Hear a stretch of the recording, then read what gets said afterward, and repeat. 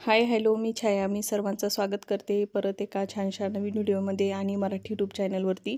तर इथं सकाळी सकाळी ना मी गरम पाणी केलेलं आहे. दररोज गरम पाणी पित असते ना. एखाद्या दिवशी गरम पाणी पिते, एखाद्या दिवशी हळद टाकून पिते, एखाद्या दिवशी हनी टाकून पिते, एखाद्या वेळेस लिंबूसुद्धा टाकते. तर इथं मग मी गरम पाणी केलं, त्याच्यामध्ये थोडीशी हळद ॲड केली आणि त्याच्यामध्ये लिंबू ॲड केलं.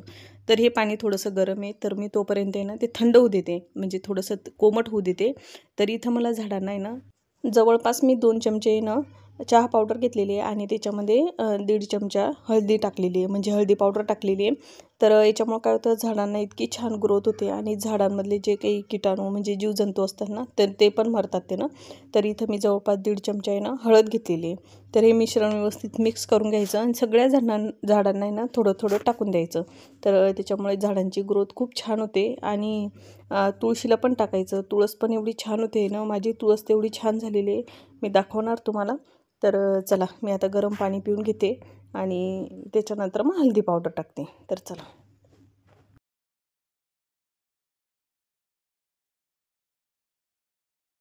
तर इथं मी सकाळी सकाळीच हे काम हातात घेतलेलं होतं, झाडांना हळद टाकण्याचं. कारण सकाळी सकाळी काम करायला ना खूप छान वाटतं. कारण हवा पण थंडी असते आणि एकदम फ्रेश थंडीगार हवा आणि पक्ष्यांचा चिवचिवाट सुरू असतो, तर छान वाटतं. तर इथं मग मी सगळ्या झाडांनी ना थोडी थोडी ती हळद ॲड करून दिलेली आहे. आणि तुम्हाला हे खुरपं दिसत असेल, शेतामध्ये जे गवत होतं ना, तर ते गवत येणंच काढलं जातं ना, तर हे मी ऐकूनच आणलेलं आहे.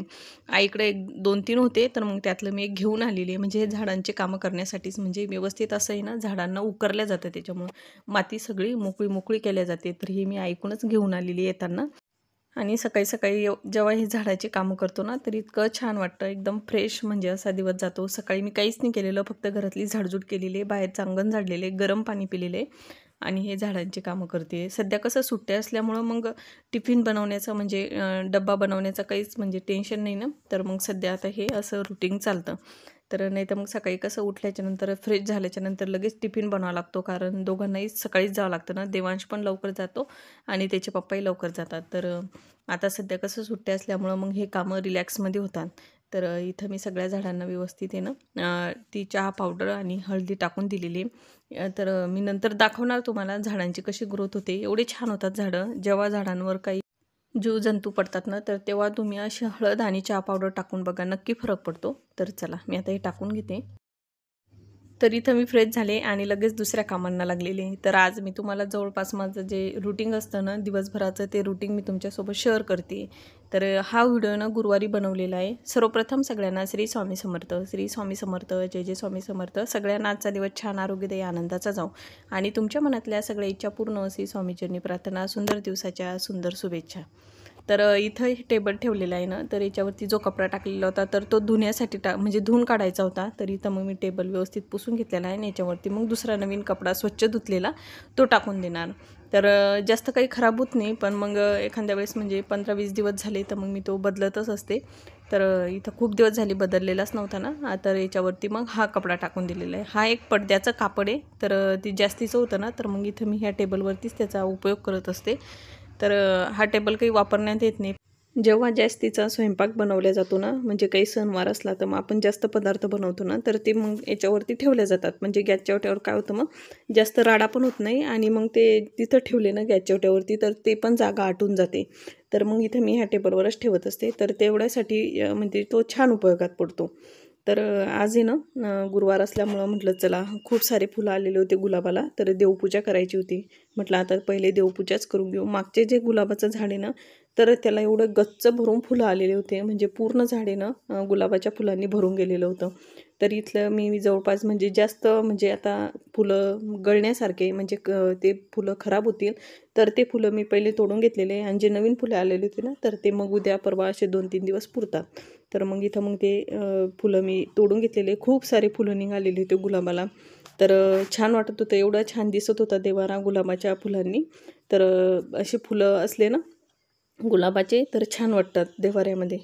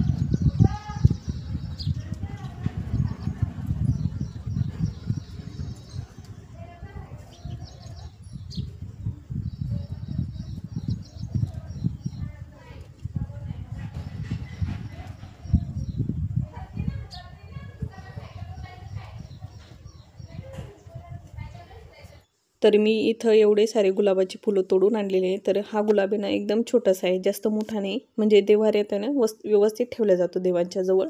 तर हे बघा, दुसरी फुलं तोडण्याची गरजच नाही. इथं गुलाबाचे फुलं तोडले, थोडेसे गोकर्णाचे फुलं तोडून घेतलेले आणि पूर्ण देव्हाऱ्यानं व्यवस्थित क्लीन करून घेतलेलं आहे. देवसुद्धा आज आहे ना म्हणजे थोडंसं लिक्विड तयार करून स्वच्छ करून घेतलेले. इथं फोटोंचा सुद्धा म्हणजे व्यवस्थित पुसून घ्यायचा आहे स्वामींचा फोटो, आणि मग त्याच्यानंतर देव्हारासुद्धा मी क्लीन करून घेणार आहे, म्हणजे पूसपास सगळी करून घेणार आहे आज देव्हाऱ्यातली.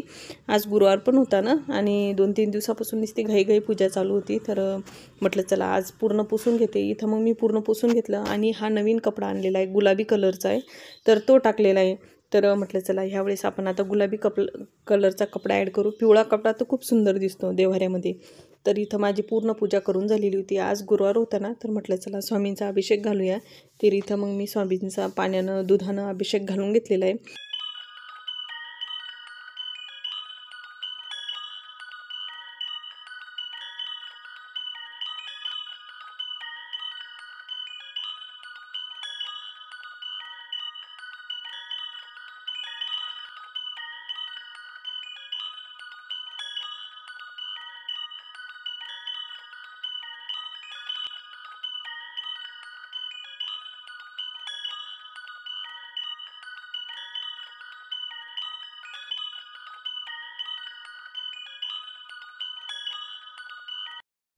तर इथं माझी देवपूजा करून झाली, लगेच मी किचनमध्ये आलेले होते. तर स्वयंपाक करून घ्यायचा होता ना, तर म्हटलं चला पटकन आता स्वयंपाकसुद्धा बनवून घेऊ. त्याच्यानंतर मला थोड्याशा चटण्या, लाडू हे सुद्धा बनवायचे. तर इथं मला आज कुरडईची भाजी बनवायची होती. तर इथं मग मी काय केलं, थोडेशा कुरडईचा जो भुगा होता ना, ऐकूनच्या कुरडया आणल्या, त्याचा थोडासा भुगा पडलेला होता, म्हणजे असे तार पडलेले होते ना. तर मग मी ते एका प्लेटमध्ये काढून घेतले आणि ते थोड्या वेळे ना, म्हणजे म्हणलं याची भाजीच बनवूया. तर इथं मग मी काय केलं, तर इथं मी एका बाउलमध्ये ना तो कुरडईचा चुरा होता ना, तर तो ॲड करून दिलेला आहे, म्हणजे थोड्या वेळ मी भिजू देणार तो चुरा. आणि इथं मीडियम साईजचे 2 कांदे कट केले, त्याच्यामध्ये लसण कट करून घेतला, सांबार कट केला आणि लाल मिरच्या घेतलेल्या आहे 2. इथं मिरचीचे म्हणजे तुकडे जरी करून घेतले तरी पण चालतात. तर इथं मी अख्ख्याच टाकणार आहे लाल मिरच्या. तर इथं मी एक कढई टेकवली, त्याच्यामध्ये थोडंसं तेल ॲड करणार. पहिले मी कांदा आहे ना चांगला फ्राय करून घेणार तेलामध्ये, म्हणजे थोडासा लालसर, म्हणजे जास्तीचा कांदा टाकला ना तर खूप छान होती भाजी. अजून जरी एक कांदा कापला असता तरी पण चाललं असतं. तर इथं तेल गरम झालेलं आहे, तर मी त्याच्यामध्ये पहिले मोहरी टाकली. मोहरी चांगली तडतडू द्यायची, त्याच्यानंतर त्याच्यामध्ये जिरं ॲड करायचं. त्याच्यानंतर मी त्याच्यामध्ये कढीपत्तासुद्धा ॲड करून दिलेला आहे. त्याच्यानंतर लगेच मी त्याच्यामध्ये कांदा, लसण हे सगळं ॲड करून देणार आहे. इथं तुम्ही याच्यामध्ये टमाटरसुद्धा टाकलं तरी पण चालतं, पण मी काही टाकत नसते, पण टेस्ट चांगली येते टमाटर टाकल्याच्यानंतर, म्हणजे छान लागतात चवीला. पण मग मी काही टाकत नसते, म्हणजे जास्त काही टमाटर सगळ्याच पदार्थांमध्ये आवडत नाही, तर मग त्याच्यामुळं मी काही टाकत नसते. तर इथं मी कांदा चांगला म्हणजे परतून घेते तेलामध्ये. चांगला परतून घ्यायचा त्याला, म्हणजे म्हणजे थोडासा तो लालसर झाला पाहिजे. तर त्याच्यामध्ये थोडंसं मीठसुद्धा ॲड करायचं, म्हणजे त्याच्यामुळं काय होतं, कांदा लवकर असा तेलामध्ये फ्राय होऊन जातो आणि जी मिठाची चव असते ना ती पण कांद्याला म्हणजे लागते सगळीकडं. तर इथं मी चांगलं तेलामध्ये परतून घेतलेलं आहे. त्याच्यानंतर त्याच्यामध्ये ना मी लाल मिरच्या ॲड करून दिलेल्या आहे. मिरच्यासुद्धा तेलामध्ये थोड्याशा म्हणजे अशा परतून घ्यायच्या, म्हणजे थोड्याशा त्या लालसर होऊ द्यायच्या, अशा काळसर होऊ द्यायच्या. तर चला इथं हे सगळं व्यवस्थित परतून झालेलं आहे. त्याच्यानंतर मी आता त्याच्यामध्ये ना मसाले ॲड करून घेतले.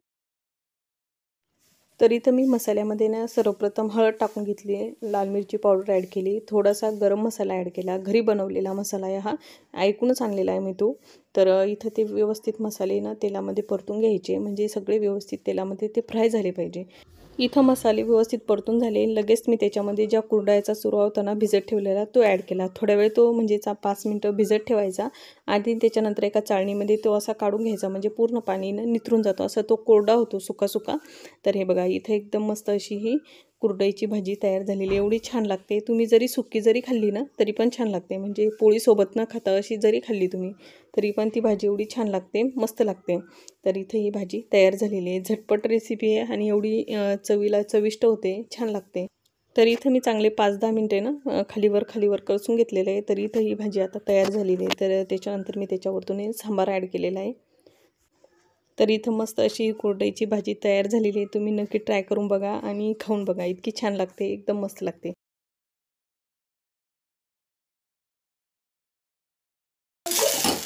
पुढच्या स्कूलची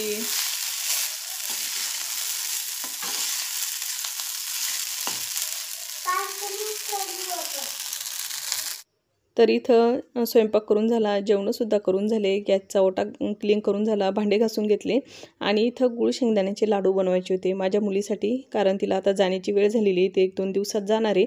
तर म्हटलं चला आज लाडू बनवून घेऊ, लाडू चटण्या असं थोडंसं बनवून दे. कारण ती हॉस्टेलला राहते ना, तिचे RCCचे क्लास लावलेले आहे. तर मग ती हॉस्टेलला राहते, तर मुलांना कसं मग एक लाडू जरी खाऊन क्लासला गेलं तर मग कसं त्यांचं पोट भरल्यासारखं होतं आणि पौष्टिक पण आहे. तर इथं मग मी काय केलं, जवळपास 1 किलो शेंगदाणे घेतले, थोडेसे कमी होते 1 किलोला वाटीभर.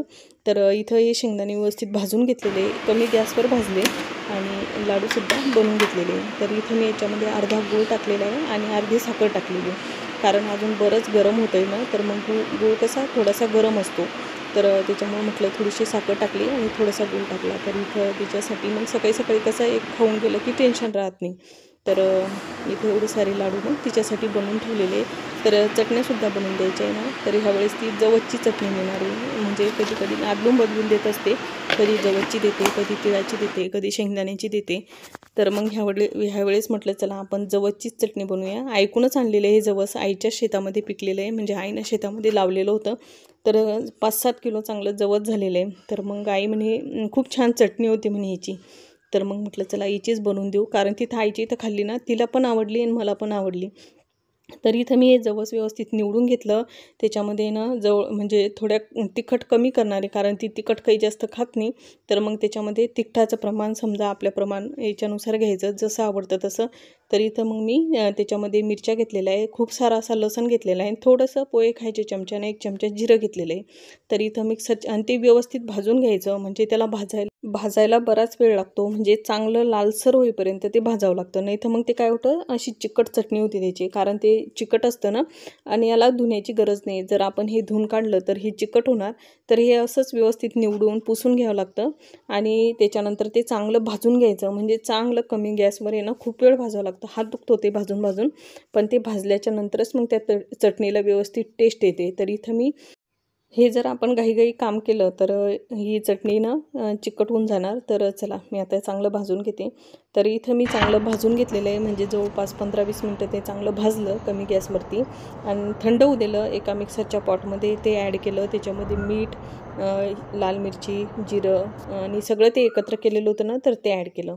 पूर्ण व्यवस्थित म्हणजे मिक्सरला ग्राइंड करून घेतलेलं आहे. तर हे बघा एकदम मस्त अशी ही चटणी तयार झालेली आहे. एवढी छान लागते ही चटणी. आणि थोडेसे भाजून जास्तीचे होते ना, तर मग ते थोडे साईडनं ठेवलेले. म्हणजे एखाद्या वेळेस सोपच्या ऐवजी आपण हे जवस खाऊ शकतो. चांगलं असतं जवस खाणं, कॅल्शियमयुक्त आहे, म्हणजे याच्यात खूप सारं कॅल्शियम असतं जवसमध्ये. तर चला मी आता ही चटणी भरून ठेवते. थंडी झालेली आहे, म्हणजे जेवढी तिला न्यायची ना तेवढी ह्या डब्यामध्ये काढून ठेवते. तर चला आजचा व्हिडिओ ना मी इथंच थांबवते. आय होप तुम्हाला माझा आजचा व्हिडिओ आवडला असेल. व्हिडिओ आवडला असेल ना, व्हिडिओला जरूर लाईक करा. भेटूया आपण अशाच एका छानशा नवीन व्हिडिओमध्ये. तोपर्यंत तुम्ही स्वतःची काळजी घ्या. श्री स्वामी समर्थ. जय जय स्वामी समर्थ.